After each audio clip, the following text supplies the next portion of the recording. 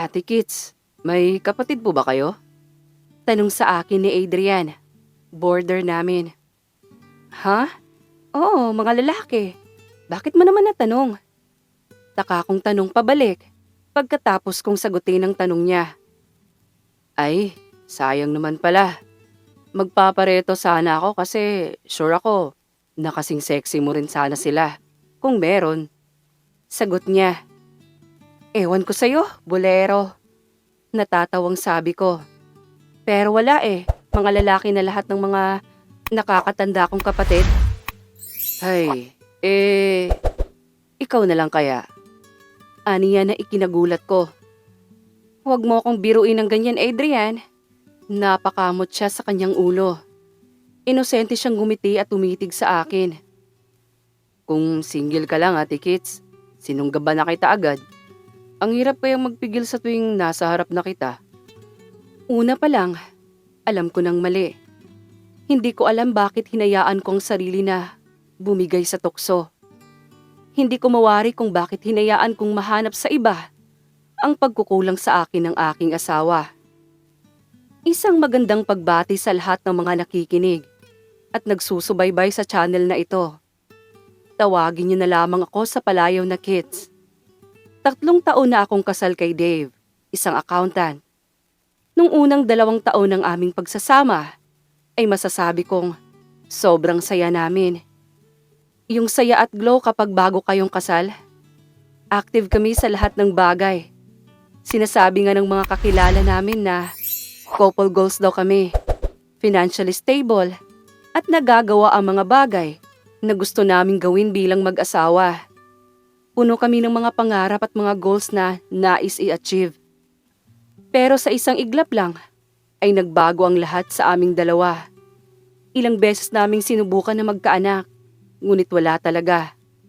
Hanggang sa nagpa-check up kaming dalawa, at ako ang may problema. Sa lahat ng pangarap naming dalawa, lalo na siya, iyong inaasam-asam pa ang hindi namin nagawa. Hindi ko siya mabigyan ng anak. Mula nun, bigla na lang nag-iba ang takbo ng mundo namin. Noon, puno ng plano at pangarap ang mga gabi namin. Ngayon, puro katahimikan. At halos lahat ng oras niya ay nasa opisina. Pag-uwi niya, diretsong ligo, kain, at tulog. Madalas pa nga siyang nakayakap sa cellphone niya kaysa sa akin. Hindi ko alam kung ako lang ba ang nag-iisip pero ramdam ko na wala na siyang gana sa amin. O baka sa akin lang. Ako naman, natutong maghanap ng paraan para hindi tuluyang lamunin ng lungkot. Isa na roon, ang gawing paupahan ng 2 palapag ng aming bahay. 2-story kasi ang bahay namin at parang mas lalo lang akong nalulungkot sa sobrang tahimik kapag ako lang natitira sa tuwing duty si Dave. Nung sinabi ko ang tungkol doon kay Dave, walang gana siyang sumagot ng, "Ikaw bahala." May 4 na kwarto sa itaas. Mostly na boarders ay mga estudyanteng nagsasama-sama lamang sa iisang kwarto. Ako ang nag-aasikaso sa kanila, mula sa paglilinis hanggang sa pag-aasikaso ng renta. Minsan nga ay pinagluluto ko pa sila. Sabi ko nga sa sarili ko, kahit papaano, may silbi pa rin ako. Hanggang sa isang hapon na hindi inaasahan ay dumating si Adrian. Ang lalaking hindi ko inaasahang mag-aahon sa akin sa kalungkutan ng pansamantala. Dahil sa huli, ay siya rin palang mas maglulugmok sa akin sa lungkot at pagsisisi. Si Adrian ay 27, magaan kausap, at sabi niya ay nagtatrabaho bilang virtual assistant. Malayo sa tipikal kong inaasahan ng mga estudyanteng border. Tahimik lang siya nung una, pero magalang, at may ngiti na parang may dalang aliwalas. Hindi ko alam kung bakit ako na-conscious bigla nang makita ko siyang nakatayo sa harap ng gate namin. May bit-bit na malaking backpack at laptop bag. "Magandang hapon po, ma'am. Kayo po ba si Ate Kits?" Tanong niya sabay ngiti. Hindi ko alam kung bakit medyo natigilan ako. Oo, ako nga. Pasok ka." "Salamat po." Sagot niya habang pumapasok. Naghahanap siya ng mauupahan, kung saan makakapagtrabaho siya ng matiwasay at walang distorbo. Habang pinapakita ko sa kanya ang kwartong uupahan niya, hindi ko maiwasang mapatingin sa kanya paminsan-minsan. May aura siyang iba. Hindi siya gwapo sa tipikal na paraan. Pero may dating. Yung tipong hindi mo agad makakalimutan kahit sandali mo lang nakita. Maayos naman po ito, Ate Kits. Maluwag at komportable. Sakto para sa trabaho ko. Sabi niya habang inilibot ang tingin. Nakangiti lang ako. Pero sa loob-loob ko, may kakaibang kaba akong nararamdaman. Hindi ito tulad ng kaba kapag may bagong border.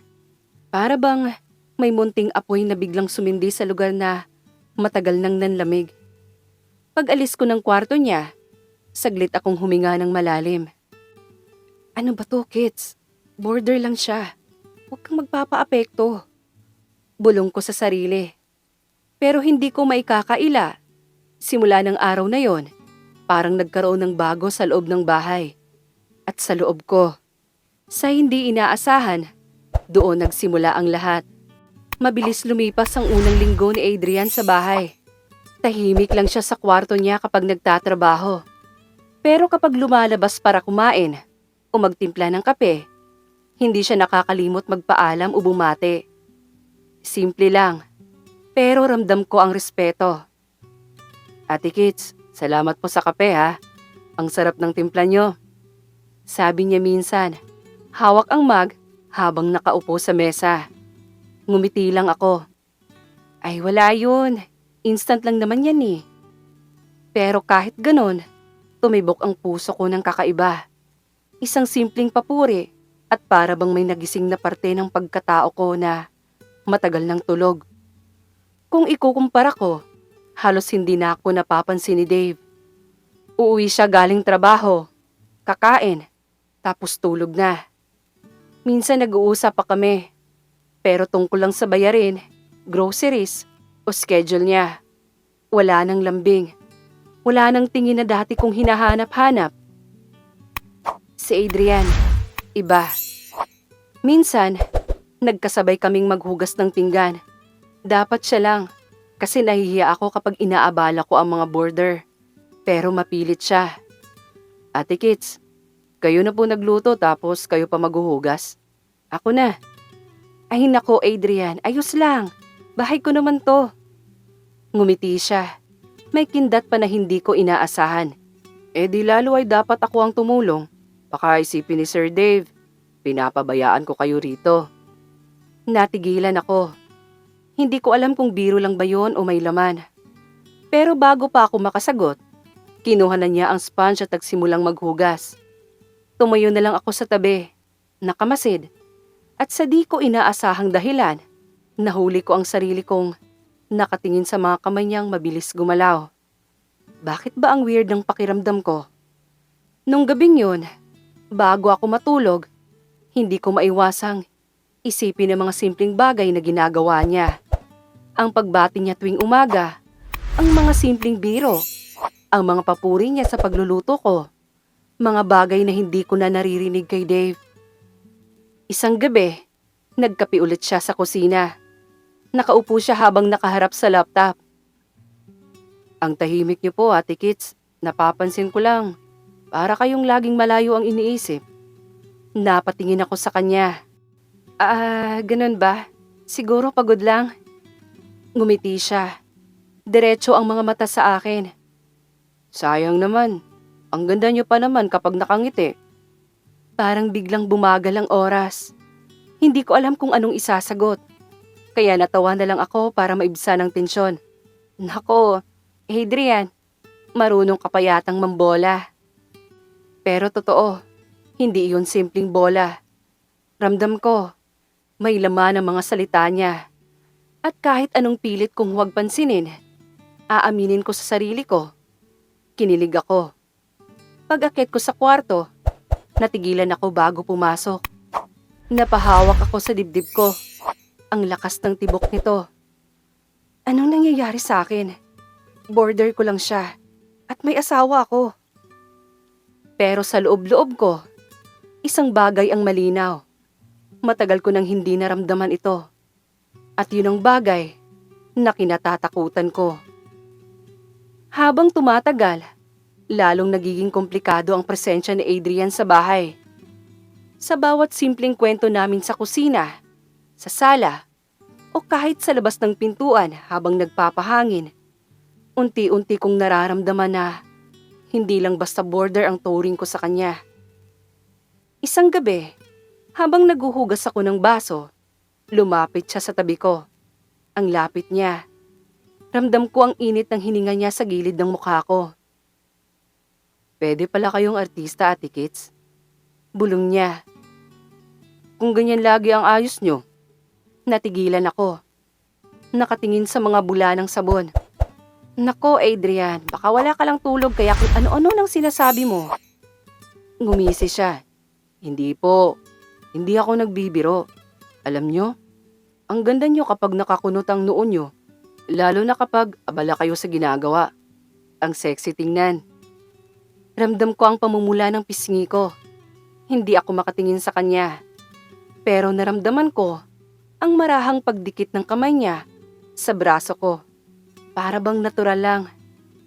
Adrian, mahina kong sabi. Parang babala pero kulang sa tapang. Sorry po. Mabilis niyang sagot. Pero hindi niya binawi agad ang kamay niya. Marahan pa niyang hinaplos ang braso ko bago tuluyang bumitaw. Hindi ko lang mapigilan. Ang hirap kasi araw-araw kitang nakikita. Kinabukasan, habang nag-aayos ako ng mga paso sa maliit naming hardin, naramdaman ko na naman ang presensya niya. Ang bait niyo, Ate Kits. Kahit walang anak, ang dami niyong inaalagaan. Parang may kutsilyong tumusok sa puso ko. Hindi ko alam kung sinadya niya yon pero ramdam ko ang lambing sa tono. Sana may makapansin sa inyo kung gaano kayo kaalaga at ka-worth it. Napatingin ako sa kanya at doon ko siya nahuli. Nakatitig siya ng diretso. Hindi umiiwas. Yung tingin na hindi lang basta tingin. Yung tipong parang binabasa niya ang kaluluwa ko. Adrian, muli kong bulong. Pero sa pagkakataong ito, hindi na pagtutol ang boses ko. Para bang tanong, para bang pagsuko. Lumapit siya ng bahagya. At bago pa ako makagalaw, marahan niyang hinawakan ang buhok ko na nalaglag sa gilid ng mukha ko. Mainit ang daliri niya. At ang simpleng hapdos niyang yun ay nagdala ng kuryente sa buong katawan ko. Ang lambot. Sabi niya halos pabulong. Saglit akong napapikit. Isang segundo lang yon. Pero pakiramdam ko, para akong nilamon ng sariling damdamin. Agad akong umatras. Pilit na ibinalik ang composure ko. Huwag, Adrian. May asawa ako. Ngumiti siya. Malungkot pero may halong determinasyon. Alam ko. At hindi ko kayo gustong saktan. Pero paano ko pipigilan kung sa bawat araw na dumadaan, lalo lang akong nahuhulog? Tumalikod ako. Hindi alam kung saan pupunta. Pero isang bagay ang malinaw. Kahit anong pigil ko, nagsisimula ng mabasag ang depensa ko. At doon nagsimulang maging delikado ang lahat. Hindi umuwi si Dave kinagabihan nun. Nag-message lang siya na may overtime daw sa trabaho. Baka raw magpalipas ng gabi sa staff house para hindi na mahirapan sa biyahe pa uwi. Sanay na ako sa maganitong paalam niya. Pero sa loob-loob ko, alam kong hindi na lang trabaho ang dahilan ng mga gabi niyang hindi pag-uwi. Habang nakaupo ako sa sala, tahimik na nakatutok sa TV pero wala namang naiintindihan. Biglang lumabas si Adrian mula sa kwarto niya. May dalawang bote ng beer at isang supot ng chichirya. Ate Kits, nakangiti siya. Sumama na kayo, sayang naman ang inuman kung mag-isa lang ako. Napailing ako. Nako, hindi ako pala inom. Kahit isa lang, para may kasama lang ako. Bukod kasi sa mga estudyante pa ang mga kasamahan kong boarders dito, ay wala rin sila ngayon. Kasi may thesis na tinapos. Kaya sige na, tikits. Kahit isa lang. Sa totoo lang, gusto kong tumanggi. Pero may kakaibang lungkot sa gabing yon. At ayokong mag-isa. Kaya napapayag ako. Naupo kami saglit sa maliit na mesa sa kusina. Habang umiinom, dumadaloy ang kwento. Tungkol sa trabaho niya bilang VA. Sa mga kliyenteng mahirap kausap.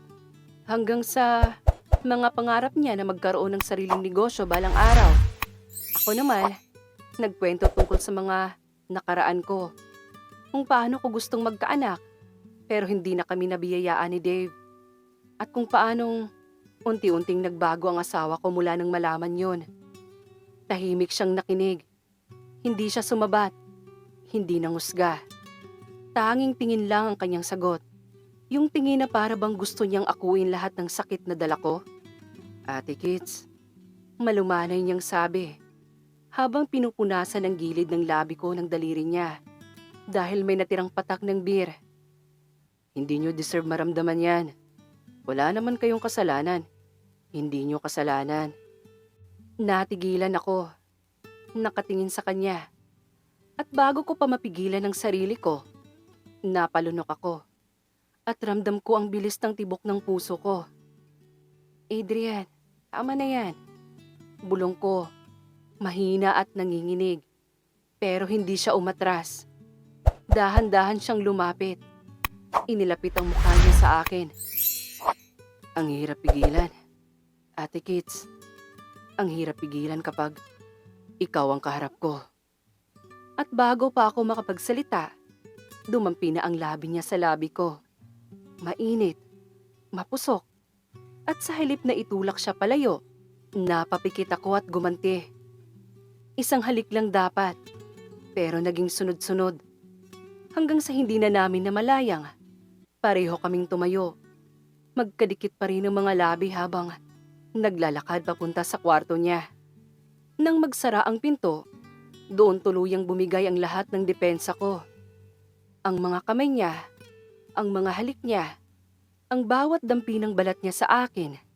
Lahat yon ay sagot sa matagal ko ng pagkauhaw sa atensyon.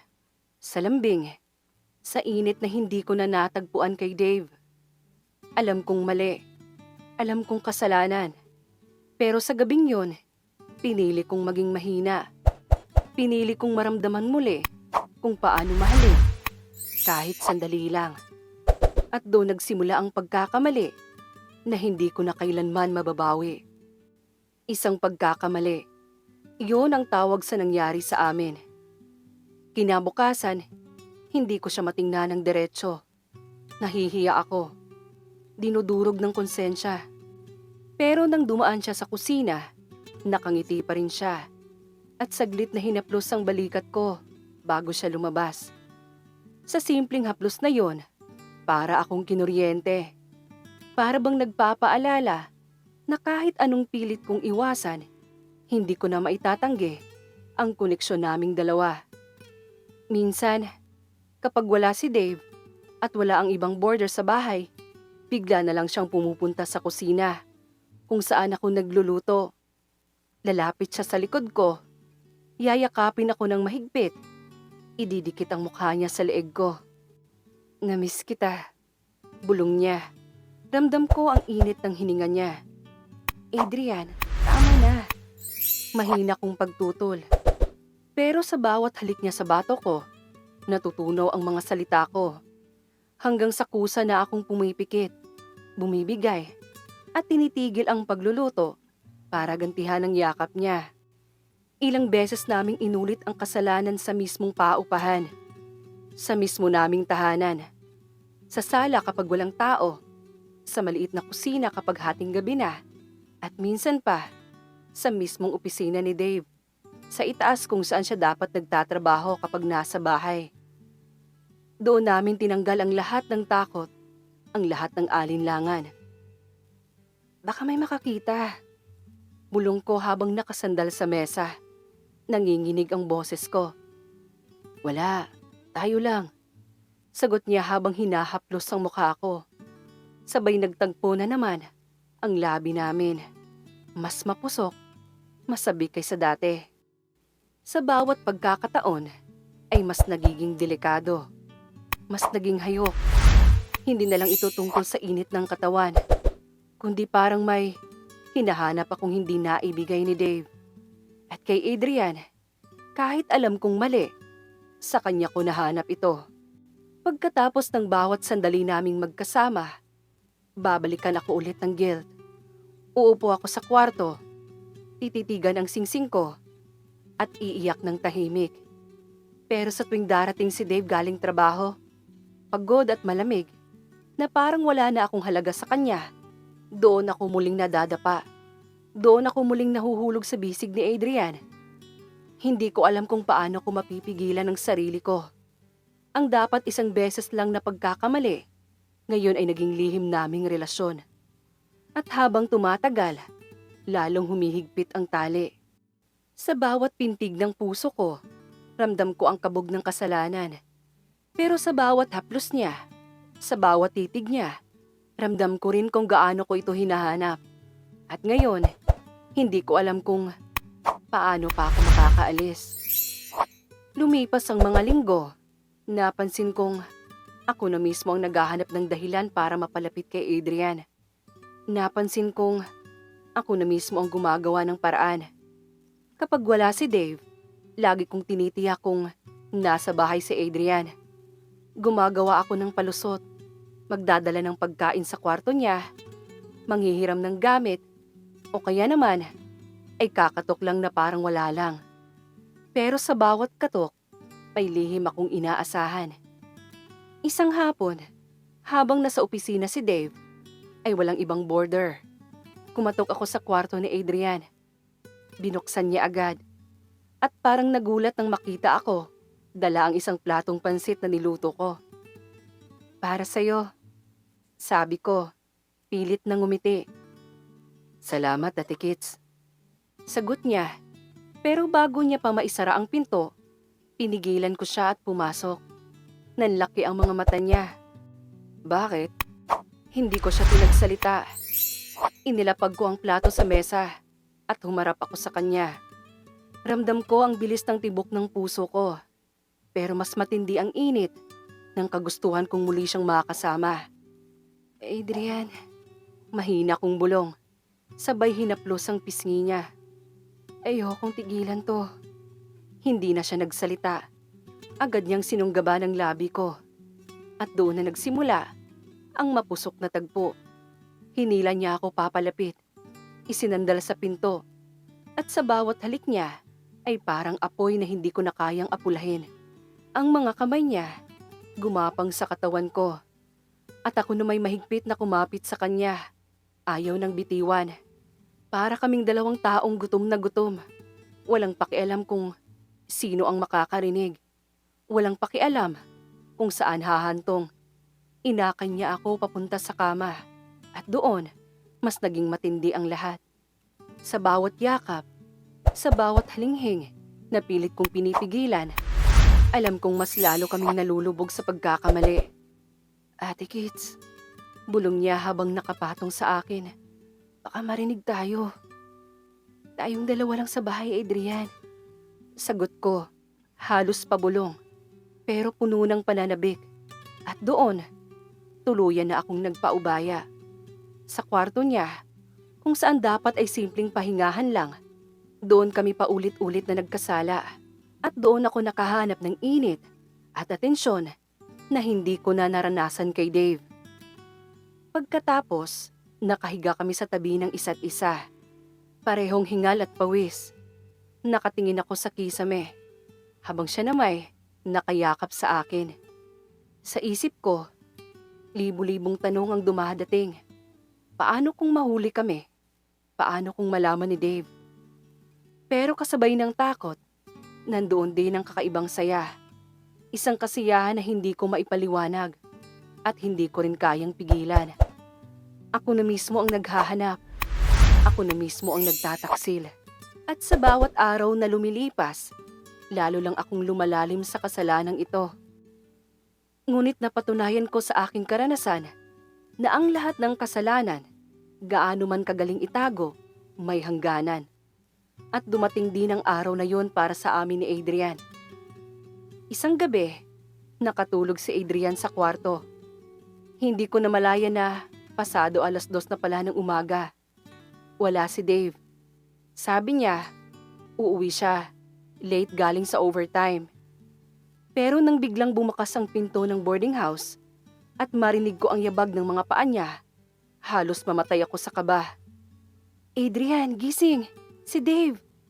Halos pasigaw kong bulong. Pero huli na. Pagbukas ng pinto ng kwarto, bumungad sa kanya ang tanawin naming magkasama. Ako, nakabalot lang ng kumot. At si Adrian, tarantang nagmamadaling magbihis. Nanlaki ang mga mata ni Dave at sa isang iglap, parang bumagsak ang mundo ko. Kits? Hindi ko magawang sumagot. Niyakap ko ang sarili ko. Nanginginig. Habang ang mga mata niya, puno ng galit at sakit, mabilis ang mga hakbang palabas ni Dave. At sinubukan ko siyang habulin habang balot lamang ang katawan ng kumot. Pero, itinaas lang niya ang kamay niya. Parang nagsasabing, wala na. Mula noon, nag-iba ang lahat. Hindi na kami nag-usap. Kinaumagahan, nag-impake siya ng mga gamit at umalis nang hindi man lang tumingin sa akin. Nag-iwan lang siya ng maliit na sulat. Hindi ko na kayang makasama ang babaeng niloko ako. Pinili mong saktan ako. Sana, masaya ka. Durog ako. Hindi lang dahil iniwan niya ako, kundi dahil ako mismo ang dahilan kung bakit gumuho ang lahat. Si Adrian naman, biglang lumayo. Ilang araw pagkatapos ng pagkahuli namin, nagdesisyon siyang lumipat ng inuupahan. Sinabi niyang ayaw niyang makasira pa ng tuluyan. Ayaw niyang magdagdag ng gulo. Ate Kits, mali ito lahat. Hindi na pwede. Huli niyang sinabi bago siya tuluyang nawala sa buhay ko. At ako, naiwan ako mag-isa sa bahay na dati ay puno ng ingay at tawa. Ngayon, bawat sulok ay parang may bakas ng kasalanan. Bawat dingding ay saksi sa mga pagkakamali ko. Sising-sisi ako. Pero ano pa ang silbi ng pagsisisi kapag huli na ang lahat?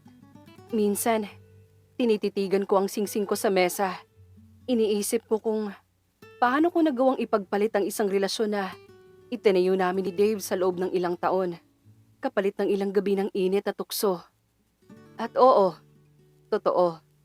Nahanap ko kay Adrian ang atensyon at init na matagal kong hinanap kay Dave. Pero kapalit nito, nawala ang lahat. Ang tiwala, ang tahanan, ang asawa. Ngayon, ako'y isang misis na iniwan. Isang landlady na nag-iisa. At isang makasalanang babae na hindi alam kung paano babangon mula sa pagkadapa. At ito ang pinakamalupit na katotohanan. Ang kasalanan, kahit gaano katamis sa simula, ay laging may kasamang pait sa huli. At hanggang ngayon, dala-dala ko ang bigat ng kasalanang yon. Isang sugat na hindi ko alam kung kailan pa maghihilom. Hanggang dito na lamang. Lubos na nagmamahal. Kits.